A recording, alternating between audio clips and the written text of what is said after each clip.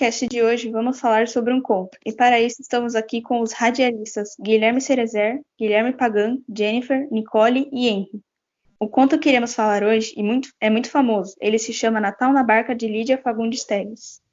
E por falar nessa grande escritora, não podemos deixar de falar que ela desde pequena tinha um interesse pela leitura e com 15 anos já tinha lançado seu primeiro livro. E ainda após lançar seu livro, ela ingressou na faculdade de Direito e ainda estudou Educação Física. Além de tantos compromissos que Lídia tinha, ela conseguiu escrever contos muito bonitos e inspiradores que levaram ela a ganhar vários prêmios. Mas o Prêmio Camões foi um dos mais especiais para ela. Lídia continua viva com 96 anos e com muitas experiências de vida. A história de Lídia é muito inspiradora, mas agora vamos falar sobre o conto, pois ainda não o apresentamos para os ouvintes. Então vamos começar a falar sobre o conto. Ele se passa em uma embarcação onde o silêncio predominava entre os passageiros, mesmo sendo Natal.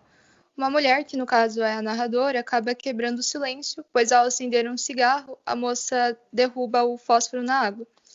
Uma outra jovem que estava com o bebê no colo percebe que a moça fez e começa a conversar com ela. Elas conversam sobre a vida no geral e o motivo por elas estarem ali em pleno Natal. A jovem com o bebê conta que aquele filho era muito doente e achava que ia morrer igual ao outro filho, que morreu ao cair de um muro. Então, logo após a conversa, a narradora percebe que a criança estava morta, mas fica quieta para não ver o sofrimento da mulher. A barca para no porto e a mãe começa a mexer e a chamar a criança até ela acordar normalmente. E a narradora percebe que a criança ressuscitou. Esse texto é muito bonito, né? Pois nos remete ao Natal, porque ele voltou à vida no tempo de renascimento, que no caso é o Natal. Sim. Agora eu gostaria de fazer uma pergunta para você, Guilherme Pagan. Que mensagem você acha que o conto nos passa? Na minha opinião, o conto nos passa que temos que ter fé em Deus e esperança, pois a moça com o filho quase morrendo e sozinho não deixou de ter esperança na vida do filho, fazendo voltar à vida. E além de tudo, isso ocorre em uma noite de Natal. Muito interessante sua opinião. Agora eu gostaria de perguntar a você o que você achou de fantástico nesse conto. Na minha opinião, o fantástico se dá na perturbação do narrador frente ao inexplicável fenômeno da ressurreição do bebê. Bonitas palavras. E você, caro ouvinte, já leu esse conto? Se leu, mande mensagem para a nossa central de relacionamento falando o que achou. Obrigada por ouvir nosso podcast e até a próxima.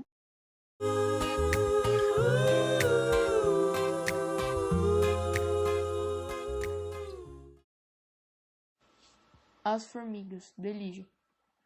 Além das formigas, a Lígia também fez o conto Natal na Barca. Hoje estou com a Lívia e o Heitor, mas também participaram desse trabalho o Rafael e o Henrique. Lívia, conta um pouco sobre o resumo. Resumo, história de duas moças que vão para uma pensão, pois vão cursar a faculdade. Elas ficam lá e acontecem coisas que elas nunca viram antes. Formigas fazendo trilha à noite, direto para um caixote e formando um esqueleto. Dia não. Obrigado, Lívia. Agora, Heitor, você pode contar um pouco sobre as análises? Primeira análise. Elementos fantásticos. As formigas fizeram uma trilha direto para o caixote e montaram um esqueleto. Isso são características de elementos fantásticos. Então o conto é caracterizado dessa maneira. Segunda análise. Reflexão. Neste texto temos duas garotas curiosas para saber o que formigas estão fazendo com aquele esqueleto. A obsessão delas foi tão grande que elas ficaram sem dormir para ver o que ia acontecer. Quando elas perceberam que estavam formando um monstro, a obsessão virou medo e elas foram embora o mais rápido possível.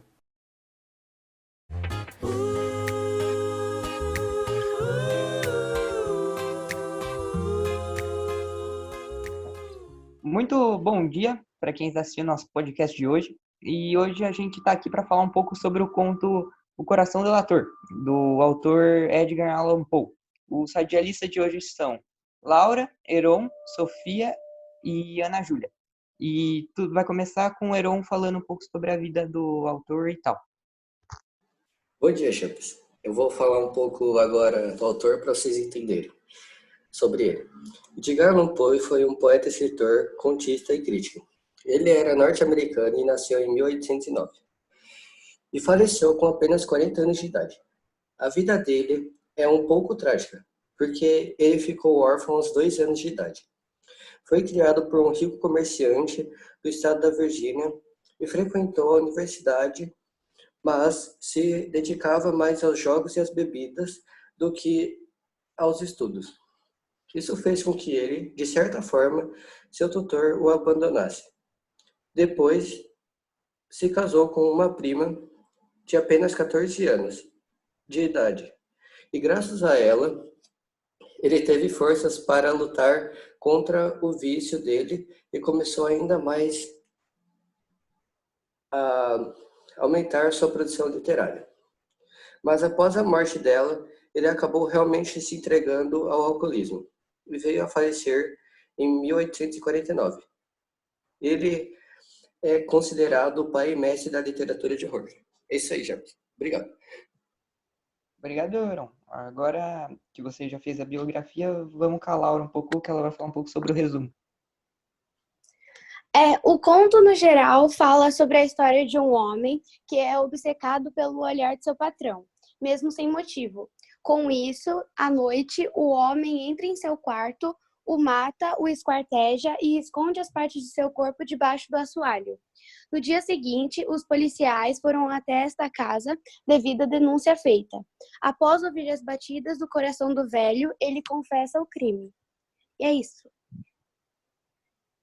Beleza, Laura. Agora quem vai fazer um pouco é a Sofia, uma análise do texto, em geral. O homem tenta justificar o assassinato do velho, dizendo que ele é obcecado pelo seu olho. O suspense e o terror é o que prende o leitor a continuar lendo o texto. Obrigado, Sofia. Agora quem vai fazer uma análise fantástica é a Ana Júlia. O fantástico nesse texto é o fato do leitor não saber se o que o narrador do texto fala é verdade ou é a coisa da cabeça dele. Além de fatos que acontecem dentro do texto, como, por exemplo, o coração do morto bater mesmo após a sua morte. Valeu aí, Ana. E esse foi o nosso podcast de hoje. Tenha uma boa semana, lave as mãos e durma com Deus. Tchau.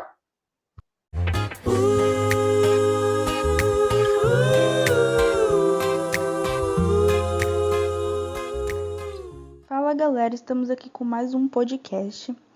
Hoje vamos falar sobre mais uma história de Edgar Allan Poe, A Máscara da Morte. Para debater sobre o assunto, estamos com Matheus Demati. Oi.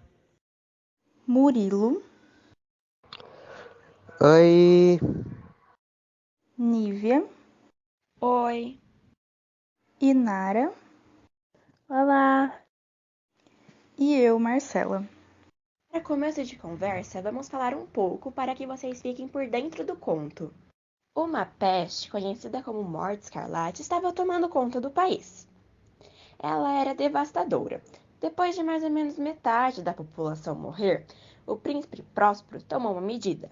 Chamar o pessoal da corte para trancarem-se dentro de um palácio chiquérrimo, é claro, onde a diversão era garantida. Depois de 5 meses, ou mais ou menos, um baile de máscaras seria realizado. A festa aconteceria em 7 suítes imperiais. Todas essas salas tinham vidraças coloridas e objetos combinando com a cor, etc. Na 7ª sala, que a vidraça era vermelha e o tecido preto, e nesse salão ainda tinha um relógio de embando repousando na parede.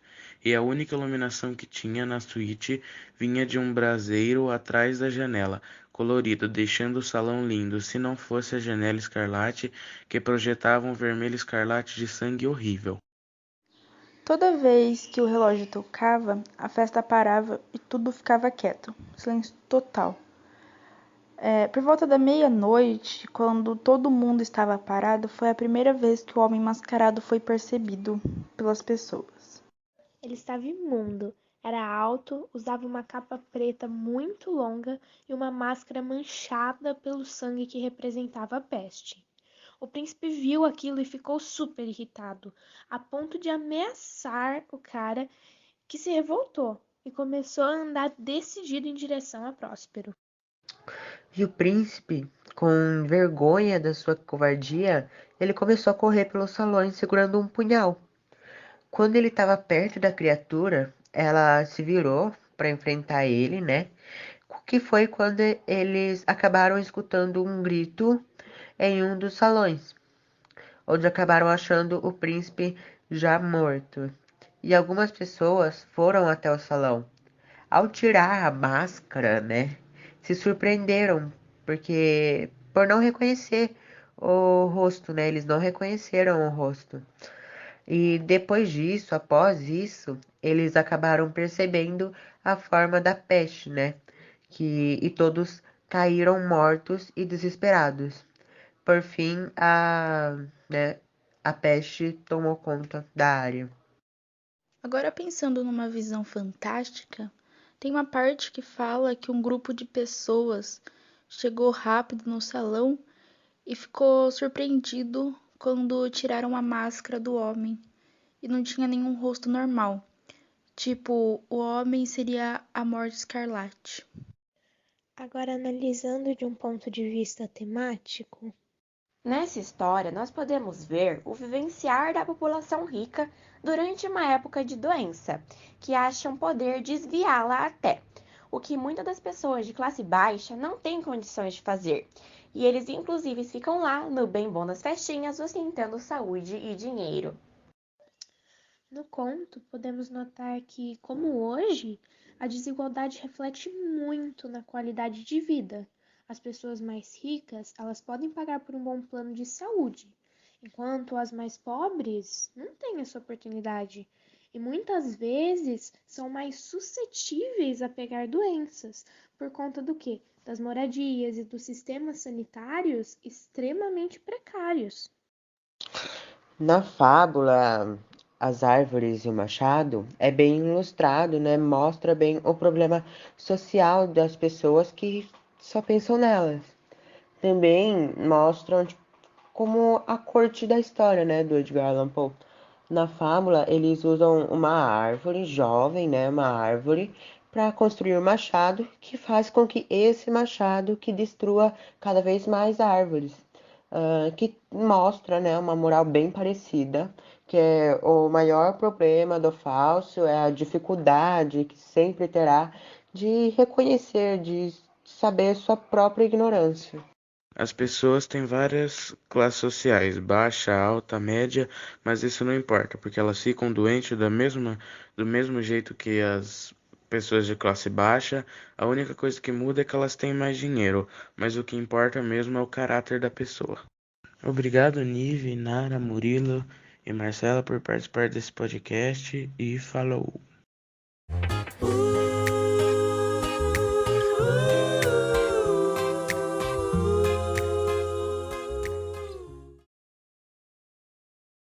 Hoje iremos falar sobre um conto feito por Carlos Eugênio Junqueira Aires, um escritor nascido em Salvador em 1945, que hoje é um dos maiores conhecidos escritores nordestinos e responsável por ser autor do livro Contos Absurdos e Outros Nem Tanto, e outros contos, mas o que trabalharemos hoje será o conto A Festa.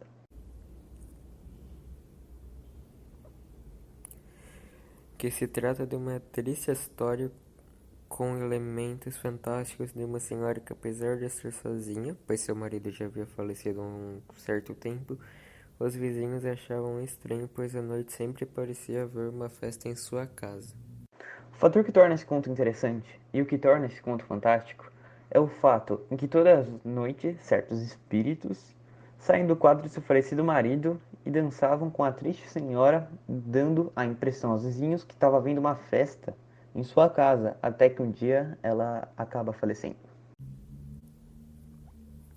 O interessante desse conto é que apresenta uma situação em que a senhora reencontra alguém que já faleceu, que deve dar uma sensação de felicidade por ver alguém que você pensou que nunca mais veria, além de apresentar o outro lado, que mostra a solidão da senhora viúva, que pode até mesmo ser comparada como certas situações dos dias atuais de pessoas mais velhas, sozinhas e tristes, por não verem mais seus familiares. Ainda mais com o Covid-19, que as torna um grupo de risco por não ter uma imunidade tão boa quanto uma pessoa jovem, intensificando mais a situação, o que faz as pessoas refletirem.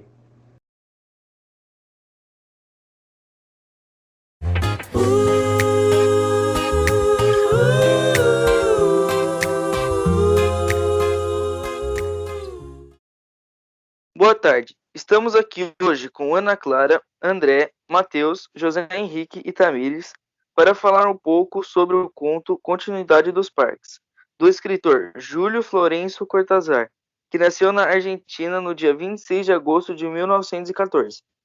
Ele se formou como professor de letras em 1935 e em 1951 se mudou para Paris por conta da ditadura argentina, onde trabalhou por vários anos como tradutor.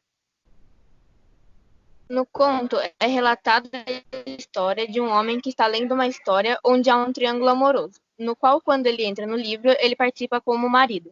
No decorrer da história, o amante e a esposa decidem matar o homem.